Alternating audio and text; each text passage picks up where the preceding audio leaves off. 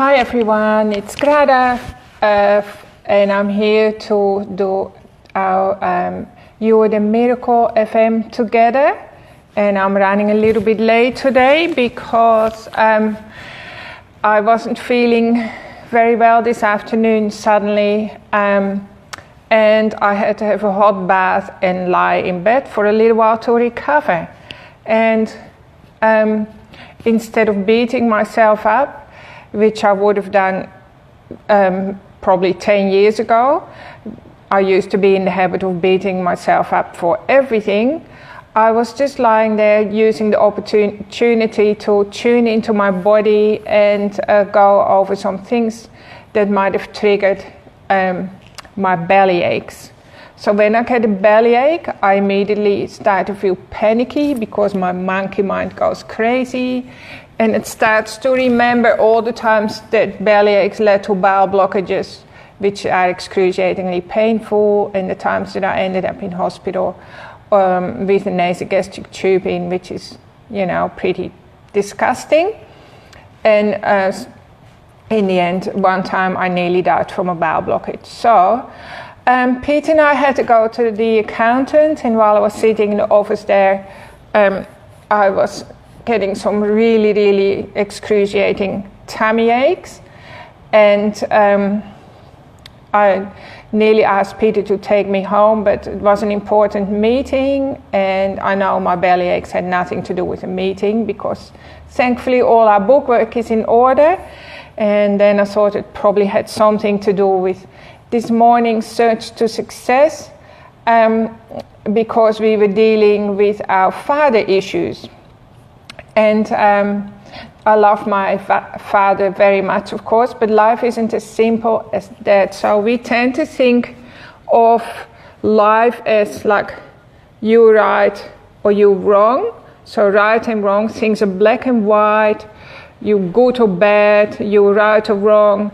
And when we get stressed, our brain especially tends to go like that. And when we are posed with a situation like this, in which we do to ourselves, by the way, our brain freezes over, okay? So we're forgetting that in between the right and wrong or black and white, there are like hundreds of other possibilities, or hundreds of other scenarios, or hundreds of other thousands maybe other options for us. But anyway, this morning in Search to Success, we did some practices to resolve issues and blockages that we might have in our body caused from our childhood, like our childhood wounds.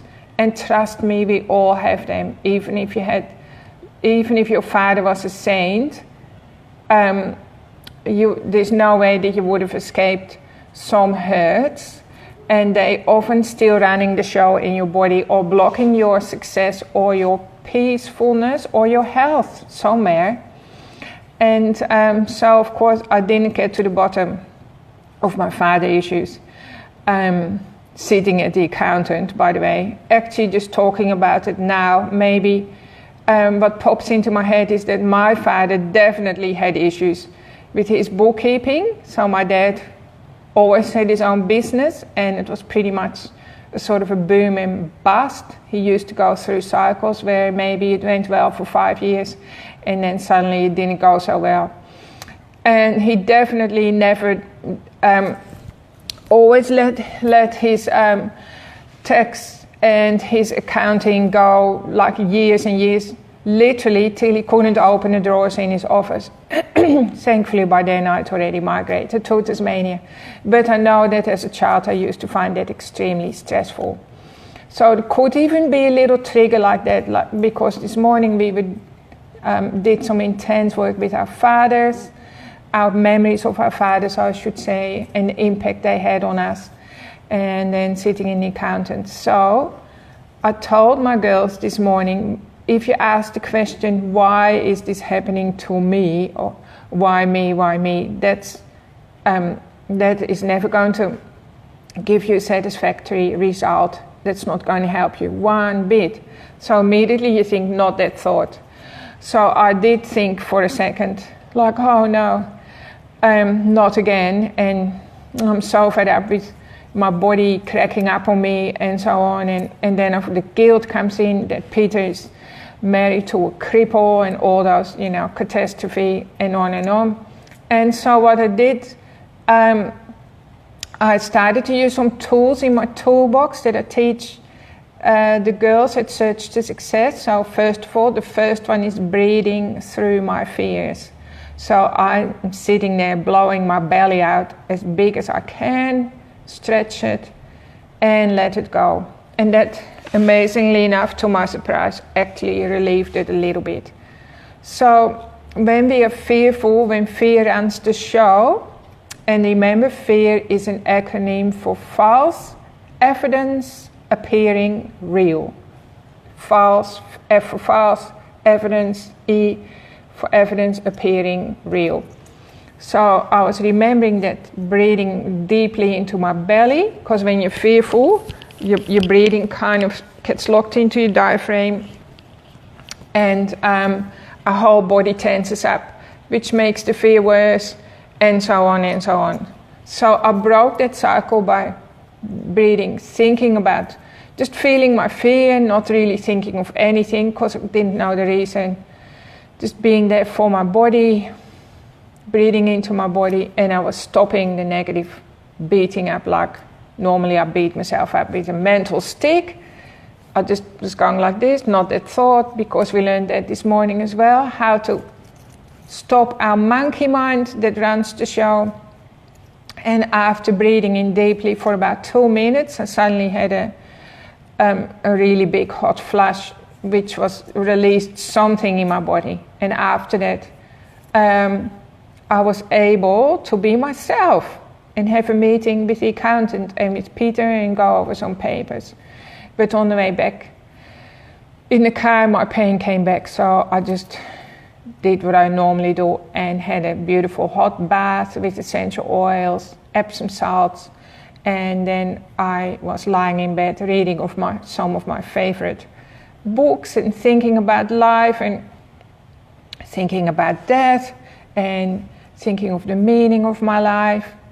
And I remembered a story about, this is like quite a famous fable, about how kindness works much faster than being harsh, especially with anybody, but I'm applying this to me now. And the Chinese, they also have a saying that 1 teaspoon of honey is way more effective than, say, a whole wheelbarrow of sticks or whatever, okay, of punishment.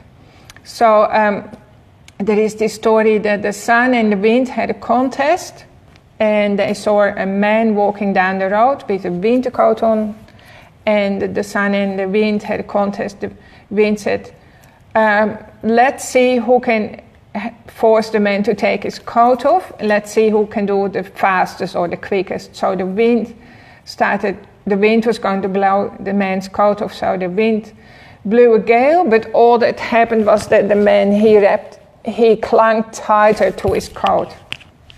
And then eventually the sun was waiting patiently in the background, and eventually the wind had blown himself out, and then the sun started beaming down on the man as he was walking down the road. And you know what happened. He took his coat off. So the sun won, and the sun won easily, of course. And so this is a good analogy for us to be kind to ourselves. If we want to have positive results, or there's something like I was feeling crook this afternoon, if I'd been beating myself up like I used to do in the past, like being a tyrant to myself, it would have been like the wind blowing, and there's no way my body would have given up that pain. But instead what I did, I practiced what I teach my women, and I love my students very much. I really want them to have the best life, and I want myself to have the best life too. So I just gently sensed the sensations in my body, stopped questioning where they came from, even though I still believe it's, of course, coming from childhood issues, some little snippets coming back up, being triggered this morning. And I just gently sat with my body. I made sure there was no resistance. And then after a hot bath and having a rest in bed, I'm feeling a lot better. So we all do a lot of resisting. That's how we've been conditioned in life. We think we're going to get somewhere by resisting ourselves and resisting our bad tendencies, or just because we've been brought up to believe that there's something wrong with us, like that we're fundamentally flawed. But that in itself is a lie, okay? And so I'm teaching you now that you're a divine child of God, and your true nature is love, joy, and peace. And all we really need to do is just take off the remove the dust and the bullshit, I was going to say, just all the things that have been piled on top of you since you were a child. Because when I look at my little grandbabies, they think they're the absolute best gift from God to the universe, and they are, of course. That's the truth. And the truth is that never stops. You are still that same gift, and the universe loves you, and the universe is supporting you to reach your what would I say, highest potential, that you feel most fulfilled. And how can we get to that point? That's simply by becoming whole again. So just by accepting all those parts of us back into ourselves, including the part that causes the most pain, okay? And I realized that I, as a child, used to be sick a lot, and I spent a lot of time in bed. And I now know that I created those pains just to keep me safe, because bed meant safety. Nobody could touch me in there, thank goodness. And so the best way, this is a lot of talking. I just want to remind you again that the most powerful thing we can do for ourselves to help us in our growth journey is to return to that love, like return to loving yourself in the first place, and to practice being fully present in your body, okay?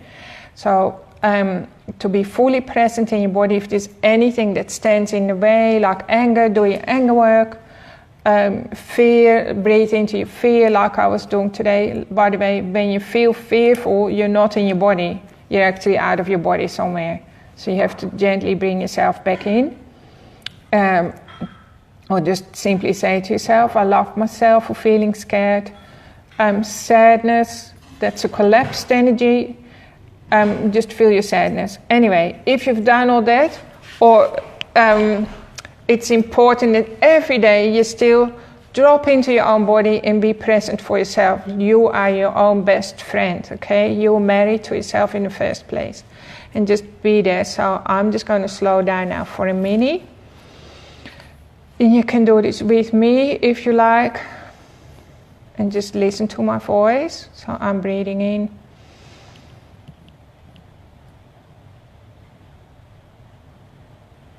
And I'm dropping through my heart, further down into my womb space.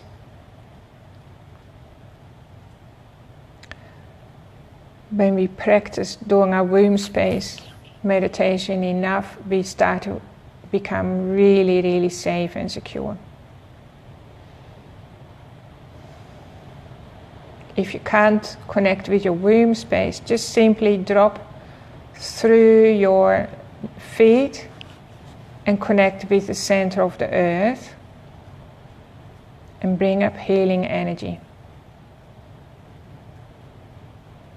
Bring up love and feel fully loved.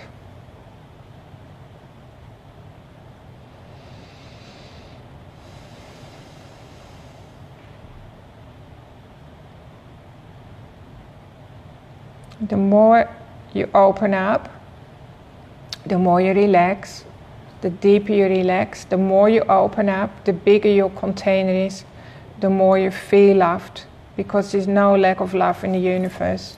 In fact, the whole universe is held together by unconditional love, And all that's required is for you to just open your container, okay? Are you offering the universe a teaspoon and say, all right, give me a little drop of love? Or are you giving the universe, and then you spill it the minute you get up because you're distracted? Or are you offering the universe the size of a cup? Or are you offering the universe a container the size of like a B double or something like that? Hi, Lynn. Nice to see you. How do I say it? The amount of love we feel in our heart is just limited by the size of our container. And our container gets smaller or shrinks, you could say, when we tense up or when we buy into our stories. We've all got stories. I have a story. My story is obviously still that I deserve to have pain or something like that, okay? But I'm working with it. So our story also contains important information about our purpose in our life. But my purpose is not to have pain, of course. My purpose is to learn important lessons. Anyway, so I'll finish up. That was just a tiny, mini meditation, but I urge all of us and you to meditate and really experience the comfort there is when you literally drop into your center, especially in your womb space, because our womb space is our reception, it's our receiving center. That's where the universe wants to, the energy needs to be anchored in, all the goodness and the love from the universe, and that helps us to create an awesome life for ourselves, including health. So health, of course, is very important, because without good health we become very, very limited. So I'll love you and leave you, because I have to do Facebook Live in a minute for the Purple House and answer some questions. And I loved my workshop this morning with everyone, and yesterday as well. So all you girls are on a fast forward journey to enlightenment, which simply means becoming whole again and bringing all the lost parts of yourself back home, so you can feel fully loved and live life to the full and share yourself with others. So thanks for watching and stay tuned till next week. Bye. Bye, Lynn.